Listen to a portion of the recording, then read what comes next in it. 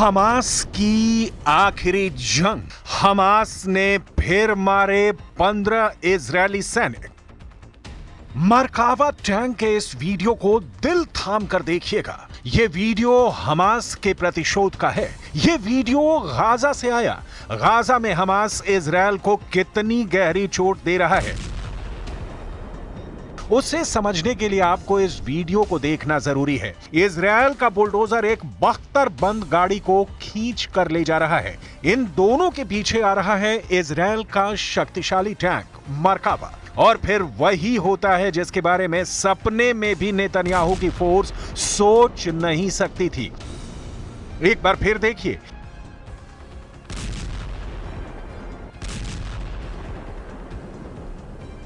करीब 800 टैंक और बख्तरबंद गाड़ी तबाह होने के बाद भी इजरायल गाजा में लड़ रहा है। यही है हमास की वो अदृश्य ताकत जिसके सामने इजरायली फोर्स बेबस नजर आ रही है। सिनवार को मार दिया, हमास के सैकड़ों बड़े कमांडरों को मिट्टी में मिला दिया, गाजा को खंडहर बना दिया, लेकिन हमास अभी भी जिंदा है।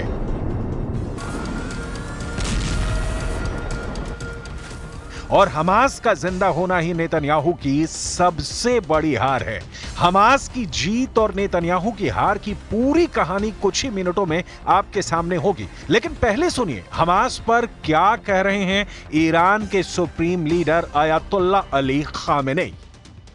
بله شخصیت برجسته و مهمی مثل جناب سید حسن نصرالله یا جناب سید هاشم صفی الدین و امثال اینها در بین اونها نیستند، اما खामेनेई ईरान से 1800 किलोमीटर दूर ऑपरेशन कर रहे हमास के लिए दुआ कर रहे हैं। इस बीच इजरायल के लिए गाजा से बहुत बुरी खबरें आई हैं। हमास ने बेत लाहिया में 15 इजरायली सैनिकों को मार गिराया। हमास की अल कस्साम ब्रिगेड ने ऑपरेशन को अंजाम दिया। सफातवी में मरकावा टैंक पर भी निशाना साधा। जबालिया में मोर्टार से इजरायली सैनिकों और गाड़ियों को निशाना बनाया गया।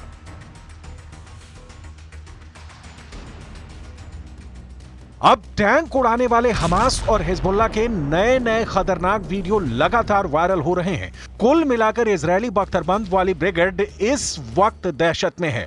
मरकावा टैंक और नेमर बख्तरबंद गाड़ियों का गाजा के अंदरूनी इलाकों में टहलना भी आसान नहीं है। हालांकि नेतन्याहू की फौज लगातार दावा कर रही है कि सिनवार को खत्म करने के साथ उसने हमास की कमर तोड़कर रख दी है। हाल में इजरायल ने अपना एक बड़ा अफसर हमास के एंटी टैंक दस्ते के हमले में खोया है। गाजा के जबालिया में हमास ने अचानक इजरायल की फोर्स पर हमला बोला और फिर इजरायल का बड़ा कमांडर मारा गया। 41 साल के कर्नल एहसन दाक्सा 401वीं ब्रिगेड के कमांडर थे। गाजा और लेबनान फ्रंट का लंबा अनुभव था। हमास ने इस अफसर को टारगेट बनाया और इजरायल को एक बहुत बड़ा जख्म दे दिया। गाजा के जबालिया में इजरायल का मरकावा टैंक घूम रहा था, तभी हमास के एंटी टैंक दस्ते ने मरकावा टैंक पर थर्मोबैरिक रॉकेट से हमला किया। इसी दौरान वहां खड़े कर्नल एहसन दाक्सा और उनके 2 और अफसर बुरी तरह से घायल हो गए। सबको फौरन रेस्क्यू किया गया, लेकिन इजरायल की फौज कर्नल एहसन दाक्सा को बचा नहीं पाई। היום בהיתקלות בצפון רצועת עזה, מרחב ג'באליה, נפל מפקד חטיבת השריון 401, אלוף משנה אחסן דקסה, ונפצעו מפקד גדוד באורח קשה ושני קצינים נוספים באורח קל. המפקדים נכנסו לשטח בטנקים ויצאו מהם לטובת תצפית. במהלך התצפית נפגעו מהפעלת מטען כשהם מחוץ לטנק. इसमें कोई शक नहीं कि गाजा से आ रहे ऐसे बहुत से वीडियो ने इजरायल के पावर सेंटर में तहलका मचा दिया है। क्या ऐसे वीडियो अब नेतन्याहू की फौज में नया डर पैदा कर रहे हैं? क्योंकि जो धमाका है उसमें ना सिर्फ इजरायल का टैंक फट रहा है, बल्कि इजरायली सेना की ताकत वाली छवि भी चकनाचूर हो रही है। गाजा ही नहीं, दक्षिण लेबनान में चल रहे ग्राउंड ऑपरेशन में इजरायल को कई झटके लगे हैं और यही नेतन्याहू के लिए बहुत बड़ा चैलेंज बन चुका है। उनके विमानों ने आसमान से बमबारी करके तो हिजबुल्लाह को घुटनों के बल पर ला दिया है, लेकिन ग्राउंड ऑपरेशन में इजरायल को बहुत बड़े झटके लगे हैं, क्योंकि दक्षिण लेबनान और गाजा दोनों जगह से इजरायल के लिए बुरी खबरें आ रही हैं। दक्षिण लेबनान में हिजबुल्लाह का दावा है कि वो इजरायल के 100 से ज्यादा सैनिकों को मार चुका है, जबकि 7 अक्टूबर से अब तक गाजा युद्ध में इजरायल के 800 से ज्यादा सैनिक हमास के हमले में मारे जा चुके हैं। सवाल है कि इतनी लाशों को देखकर इजरायल की वॉर कैबिनेट में क्या चल रहा है? नेतन्याहू वॉर रूम में क्या फैसले कर रहे हैं? इजरायल का दावा है कि अब तक वो हिजबुल्लाह के हथियारों पर इतने बम गिरा चुका है कि उसका रॉकेट और मिसाइल वाला जखीरा सिर्फ 20% बचा है और बाकी बचे हिजबुल्लाह के लड़ाकों और उसके अड्डों को खत्म करने में ज्यादा वक्त नहीं लगेगा। लेकिन सच ये भी है कि दक्षिण लेबनान में इजरायल अब भी जूझ रहा है। 1.5 महीने के ग्राउंड ऑपरेशन में उसके कंट्रोल में ऐसा कोई इलाका नहीं है जिसे वो अपनी बहुत बड़ी जीत बता सके। התיאור של המרחב הזה הוא ייתן לנו את תנאי הבסיס מפה לעשות את הדברים הנכונים כדי שבאמת בעמק למטה יהיה בטוח. नेतन्याहू के जनरल बड़े बड़े दावे कर रहे हैं, लेकिन सच यह है कि खंडहर बन चुके गाजा और लेबनान के कई बड़े इलाकों ने अब भी इजरायल की सेना की नींद उड़ाई हुई है। गाजा और लेबनान में लाशों का पहाड़ खड़ा करने के बावजूद हमास भी बाकी है और हिजबुल्लाह भी। इजरायल के लिए मैसेज साफ है, लेबनान और गाजा में जितने इजरायली टैंक फट रहे हैं, ऐसे हर धमाकों के साथ साबित हो रहा है कि हिजबुल्लाह और हमास कमजोर नहीं हुए हैं। नसरल्लाह और सिनवार के मारे जाने के बावजूद दोनों की ताकत बरकरार है। एक तरफ लेबनान में ग्राउंड ऑपरेशन में इजरायल की सेना लगातार हमले झेल रही है, तो दूसरी तरफ गाजा में इजरायल के टैंक और बख्तरबंद गाड़ियां रोज फोड़ी जा रही हैं। बेंजामिन नेतन्याहू की सेना ने पूरे गाजा को मिट्टी में तब्दील कर दिया है और बेरूत का भी यही हाल है।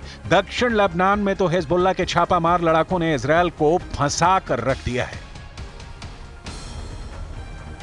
इजरायल के नए रक्षा मंत्री इजरायल काट्ज दावा कर रहे हैं कि हिजबुल्लाह हार चुका है, लेकिन दूसरा सच यह भी है कि दक्षिण लेबनान में इजरायल की फौज अब भी ग्राउंड ऑपरेशन कर रही है। बेरूत पर अब भी बम गिराए जा रहे हैं। क्या लेबनान में नेतन्याहू का युद्ध वाला मकसद पूरा हो चुका है? इस सवाल के 5 जवाब हैं जो नेतन्याहू को बहुत ज्यादा परेशान कर सकते हैं। इसकी पूरी गारंटी है। पहला जवाब, हसन नसरल्लाह के इजरायल के हमले में मौत हो चुकी है। उत्तरी इजरायल में अब भी हिजबुल्लाह के बम फट रहे हैं। तीसरा जवाब, लेबनान में 3,500 लोगों की मौत हो चुकी है, लेकिन इजरायल का युद्ध जारी है। चौथा जवाब, 1.25 महीने बाद भी इजरायल का लेबनान में ग्राउंड ऑपरेशन चल रहा है। पांचवा जवाब, हिजबुल्लाह के कई कमांडर मारे जाने के बावजूद उसकी लीडरशिप बरकरार है। با قوت و قدرت تداوم داره، هم در لبنان هم در غزه و فلسطین. این مجاهدت ها قطعاً به دنبال خود پیروزی حق را، پیروزی جبهه حق را. अब इजरायल से आई इन तस्वीरों को देखिए। इजरायल में लगातार नेतन्याहू के खिलाफ प्रदर्शन हो रहे हैं। लोग युद्ध खत्म कर बंधकों की रिहाई की मांग कर रहे हैं। Here, close to the Prime Minister house, to try and continue and protest, try to continue and advocate for our children. We have no other choice. Today we just got another obstacle, the sacking of the Minister of Defense, Gallant. सिर्फ लोग ही नहीं, यो Gallant के पक्ष में Israel का विपक्ष भी आ चुका है। פיטורי שר הביטחון גלנט אתמול הם מעשה טירוף של ראש ממשלה לא כשיר.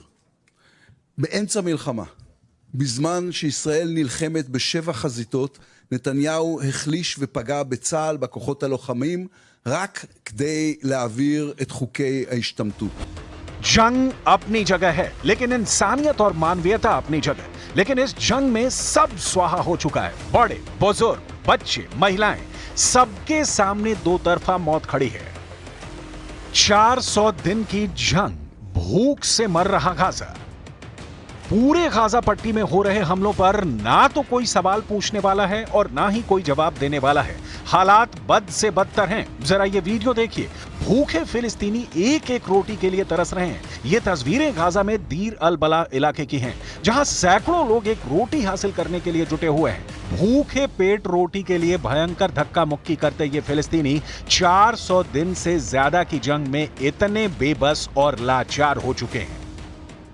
ما فيش حاجة بالسوق السد ولا حاجة، ولا إشي بقلب السوق موجود، لا سيرج ولا سكر ولا شاي ولا سمنة ولا فراخ ولا لحمة ولا سمك، والخضار البندورة 50 شيكل الكيلو. من وين نجيب يا عمي؟ معناش. احنا مش عارفين وين بدنا نروح، يعني عن جد احنا مش عارفين ايش الحل اللي وصلنا لها. اقسم بربي يعني احنا بنمر باصعب او مواقف واصعب ايام، حتى ان الاحتلال اخذ اخويا بحطوا كل الشباب على شقه. इजरायल पर पिछले 7 अक्टूबर के हमले के बाद से 1 साल से ज्यादा का वक्त बीत चुका है, लेकिन अब भी गाजा में हमास के कब्जे में 97 बंधक कैद हैं। रिपोर्ट्स के मुताबिक कुल बंधकों में से 33 की मौत हो चुकी है। प्रदर्शनकारी चाहते हैं कि हमास के साथ युद्ध विराम का समझौता हो ताकि बंधकों को छुड़ाया जा सके, लेकिन युद्ध रुकेगा ऐसा लगता नहीं, क्योंकि ट्रंप के चुनाव जीतने के बाद इजरायल हमास और हिजबुल्लाह पर और भी ज्यादा हमलावर हो चुका है।